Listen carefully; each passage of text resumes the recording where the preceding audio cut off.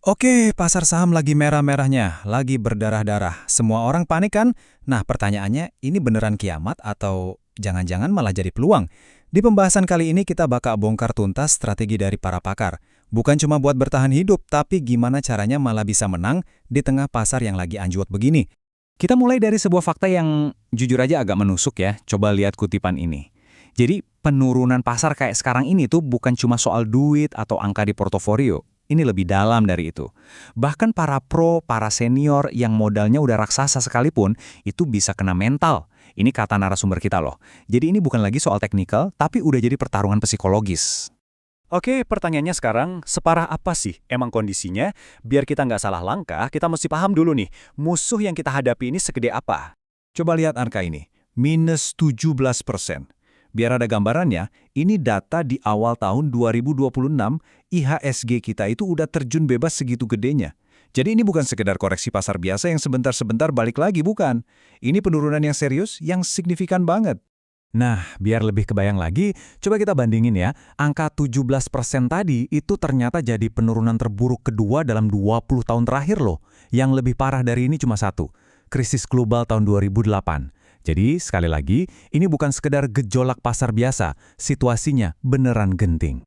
Oke, jadi kita udah lihat datanya. Serem ya, portofolio isinya merah semua.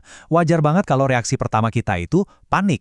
Tapi yang menarik, narasumber ahli kita ini punya pandangan yang beda 180 derajat. Dia justru ngelihat ini sebagai peluang. Nah, kok bisa? Yuk kita dalami filosofi dasarnya. Ini dia nih, kunci utamanya. Perubahan mindset total.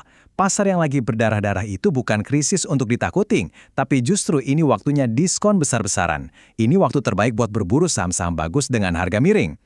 Tapi, ada tapinya nih. Anda nggak bisa pakai cara main yang lama. Strateginya harus dirombak total. Bedanya di mana? Gini, kalau pasar lagi naik, lagi bullish, kita kan biasanya main hajar kanan, ya kan, kejar harga, soalnya kalau nunggu harganya keburu lari. Nah, di pasar yang lagi turun kayak sekarang, strateginya dibalik total. Kita ngebit aja. Sabar pasang antrian beli di harga bawah. Logikanya simpel. Kalau hari ini nggak dapat, ya siapa tahu besok bisa dapat harga yang lebih murah lagi. Oke, kalau strateginya harus sabar, terus kita ngikutin siapa dong di tengah badai kayak gini? Nah, kompas kita adalah smart money. Siapa mereka? Gampangnya, mereka ini para orang dalam. Bisa jadi perusahaannya sendiri atau pemegang saham gedenya. Yang lagi aktif beli saham mereka sendiri buat nahan harga biar nggak anjlok terus. Tugas kita, ikutin jejak mereka. Nah, ngomongin soal ngikutin smart money, itu artinya kita cari perusahaan yang lagi melakukan buyback atau beli kembali sahamnya. Kedengarannya simple ya, tapi tunggu dulu. Ada jebakan penting banget yang harus kita waspadai. Ini dia jebakannya. Nggak semua aksi buyback itu tulus. Ada yang asli, ada juga yang palsu, atau istilahnya buyback-buybackan. Bedanya apa? Kalau yang asli, itu perusahaannya beneran keluar duit buat nyerap saham yang dijual investor panik. Tujuannya buat nopang harga. Nah, kalau yang palsu, itu cuma sandiwara. Yang beli afiliasinya, yang jual ya afiliasinya yang lain. Tujuannya cuma buat bikin volume palsu, biar kelihatan rame.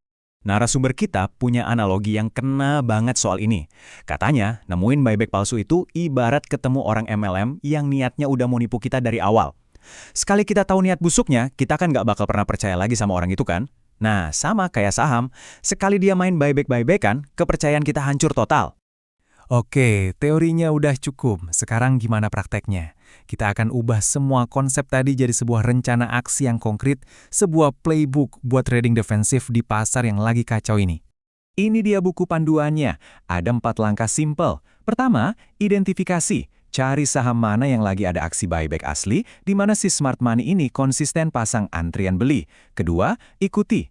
Tapi jangan ngejar harga ya, cukup ngekor aja. Pasang antrian beli di belakang mereka, biar mereka yang nahan tekanan jual. Ketiga, hedging. Kalau sahamnya mulai mantul, jual sedikit buat amankan profit, tapi posisi utamanya tetap dipegang. Dan terakhir, keempat, verifikasi. Kalau si smart money ini berhenti beli atau malah mulai jualan, itu lampu merah. Artinya kita harus langsung ikut keluar. Nah, ini bagian terbaiknya. Dengan strategi sabar ngekor kayak tadi, ada kemungkinan besar kita bisa dapat harga beli yang justru lebih murah dari harga belinya si smart money itu sendiri. Keren kan? Artinya probabilitas kita untuk menang itu udah di atas 50% dari awal. Oke, semua strategi teknikal tadi penting. Tapi sekarang kita masuk ke bagian yang mungkin jadi aset paling penting buat seorang trader. Terutama di pasar kayak gini. Dan ini nggak ada hubungannya sama grafik atau angka, tapi soal mental. Jadi gini, dalam trading itu kita punya dua modal. Satu, modal finansial alias duit. Dua, modal mental. Nah, dengerin baik-baik, melindungi modal mental itu jauh lebih penting daripada modal duit. Kenapa? Logikanya gampang. Duit habis masih bisa dicari lagi. Tapi kalau mental kita yang hancur, kita bakal trauma. Dan akhirnya nggak akan pernah bisa trading lagi sama sekali. Lalu, gimana caranya modal mental ini bisa hancur? Menurut narasumber kita, ada dua dosa besar yang paling sering dilakukan trader dan bisa bikin mereka kehilangan segalanya. Pertama, trading pakai utang atau margin. Di pasar turun, ini resep pasti buat bencana. Kerugian bisa bengkak berkali-kali lipat. Kedua, memaksakan trading pas lagi panik. Semua keputusan jadi emosional, bukan lagi pakai logika dan rencana.